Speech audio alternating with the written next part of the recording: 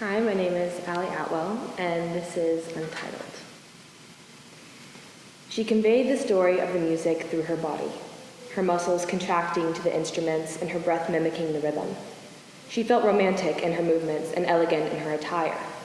She wore peony pink tights pulled just beneath her rib cage, and a tangle of hairpins tightly held her hair out of her face to reveal her graceful expression.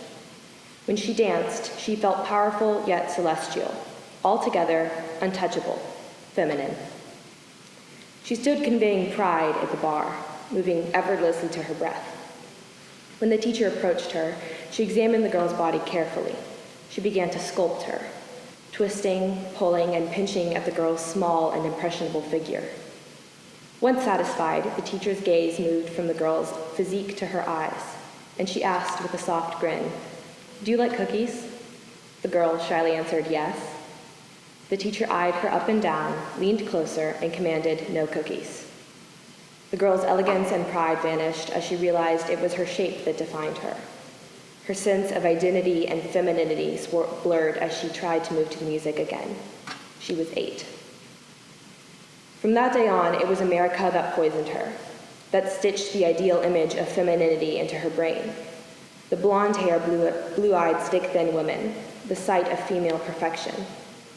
The girl pinched and ripped at her thighs, clawing at the space where her thigh gap should be, painfully aware of the indentation the waistband of her tights made.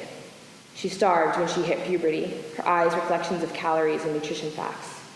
She cowered when little red squiggles seeped into her skin, stretch marks that resembled bloodshot eyes or scratches on a bug bite. She wept after conversations with her friends who boasted about skipping meals and giving into bulimia. In America, femininity wasn't strength or pride or diversity. It was a little plaything that ran around in a tutu. When she finally quit ballet, she felt relief more than anything. She started to notice diversity. Blown-up pictures of women, curvy and thin, black and white, straight and gay, and everything in between. It wasn't until then that her breath slowly started to come back. She felt her femininity seep back into where she had dug and scratched at her body, and into her eyes where she had strained and sobbed. Still, her scars distracted her. She couldn't help but wonder if they would be permanent. She wondered about women in America's past who were scarred without redemption. She didn't know the American women who had already fought for their femininity. Christine Jorgensen, born in 1926 in the Bronx, was America's first transsexual and a performance artist. She gave a voice to women who lived their entire lives in the wrong body. Lorraine Hansberry, a queer playwright born in 1930 in Chicago, gave a voice to black women who never saw their version of femininity come first.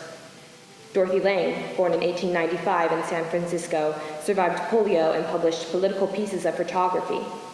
She gave a voice to women who lived with disabilities and never got to test the power they held. It was these women who taught America and the girl that femininity is fluid. Their legacies healed her beaten and broken spirit. Their strength mended her shattered mindset. They taught the girl that whatever her version of femininity was, it was right. It was angelic and strong and powerful and elegant. She was feminine in every way that she existed, in the way she lived and breathed and danced.